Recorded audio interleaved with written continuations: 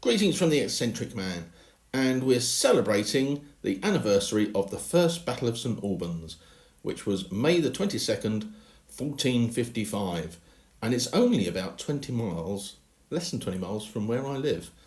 And what we did, we're joining in with a worldwide gaming weekend.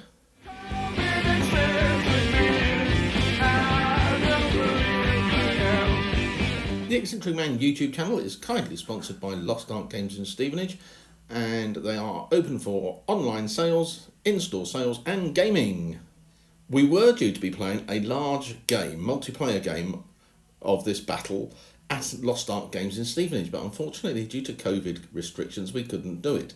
So I thought I would set up the table using my last valley terrain and do a little refight. It was initially going to be a solo game, but I managed to get John from Grandad Gamer to have a little game over Zoom, and we played the first part over Zoom, and then I finished it off doing solo the following day. But anyway, here's a little video of the battle. I focused my little skirmish game on the ford at Sopwell, and it was going to be a little fight over who could control it. So in case one side lost, they had a means of escape to get away from the battle. The next question was, what rules should I use? And I ummed and ahed because we were going to use billhooks. So what I ended up using was bolt action, and it seemed to work reasonably well.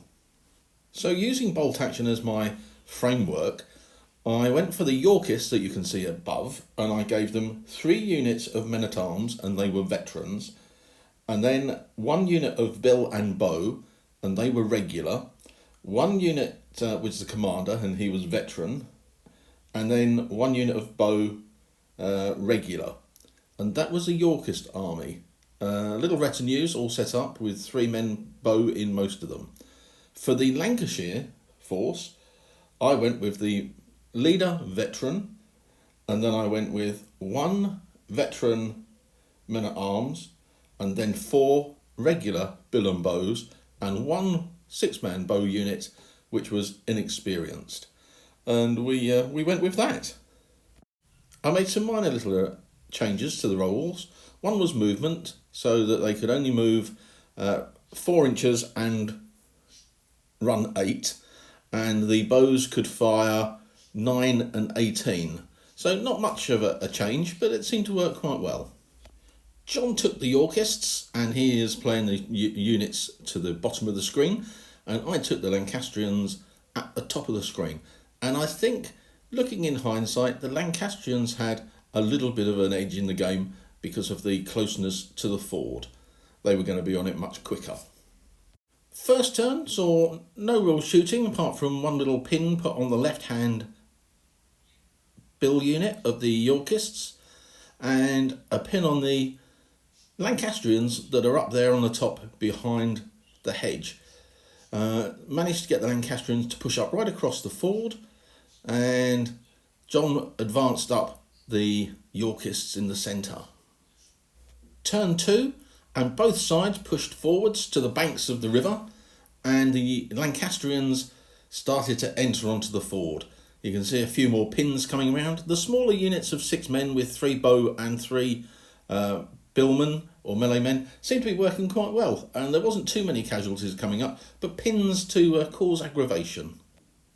However, on some occasions you can see that even with 3 men there can be quite a little bit of damage if you focus on your opponents.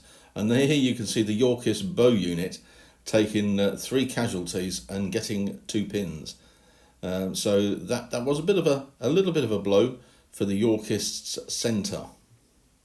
Other than that, there were some leadership tests and some additional pins being dished out. However, it wasn't all going the Lancastrians' way, and as you can see here, there's a couple of pins on the centre Yorkist unit, and you can see the bill and bow unit of the Yorkists had put 2 pins on the far left unit, 2 pins on the middle of those men at arms of those bill and bow, and caused 2 casualties.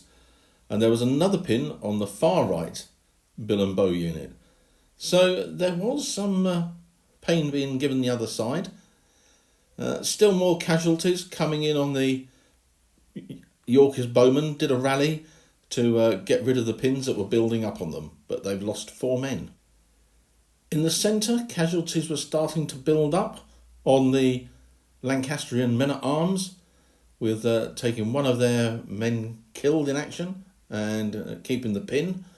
And there we have the 2 bowmen from the mixed bill and bow unit as casualties, and we had to rally them off to get rid of the pins.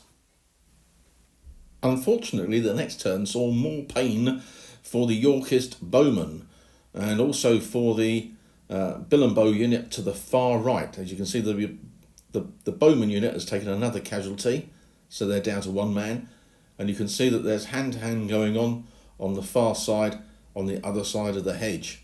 And that was a little to and fro on that side. But there was better news for the Yorkists, and their unit of mixed bill and bow managed to beat the charge of the Lancastrians, doing a little bit of a punchback on that side. However, we moved into the next turn and it started to get a bit more bloody and a bit more carnage coming in. The Lancastrian men-at-arms, giving a cheer, charged across the ford and took out the Yorkist bill and bow unit, but they were then countercharged by the Yorkist men-at-arms, who were victorious, and they moved up into the centre, being supported by the leader. Unfortunately, on the right flank, the victorious Yorkist bill and bow were then charged by a full-strength Lancastrian bill and bow, and the Yorkists lost. And that was a bit of a problem for the Yorkists, because that now gave a bill and bow unit for the Lancastrians on the Yorkists' right flank. Despite the good charge of the Yorkist men-at-arms, the men-at-arms unit was beaten back, which then left the Yorkists with 2 men-at-arms, retinues and the leader. We called it a halt there for the night, and as you can see, the Yorkists only have 2 veteran men-at-arms units and their leader. The Lancastrians, on the other hand, have 2 full bill and bow units and a unit of archers, a complete bill and bow on the far right flank, and the other unit in the centre. So they were in a bit stronger position. The next day I continued on with the game, but the Yorkist men-at-arms in the centre took a bit of a battering. Despite being an inexperienced bow in the centre, combined with the other units, it was enough to take out 3 of the bowmen for the men-at-arms, and at that stage the Yorkist commander thought it was better to retreat from the field, taking with him his retinues, and a win to the Lancastrians. A fun little game, and the bolt action rules worked surprisingly well.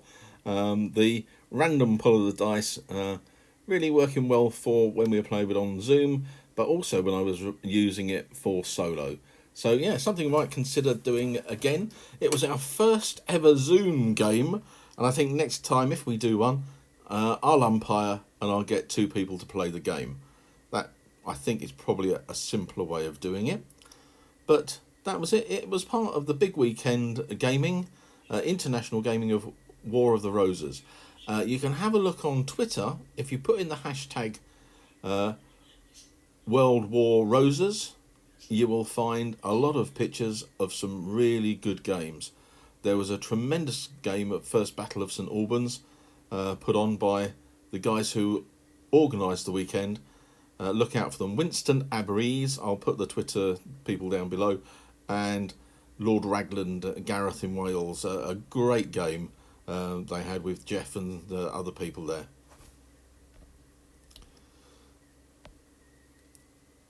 I hope you enjoyed it too. Give it a thumbs up if you did, subscribe if you haven't, and hit the notification button to get early warning of when new videos go up. Anyway, don't be afraid to use different rules for different games. Anyway, till the next time, Thanks for watching. Take care.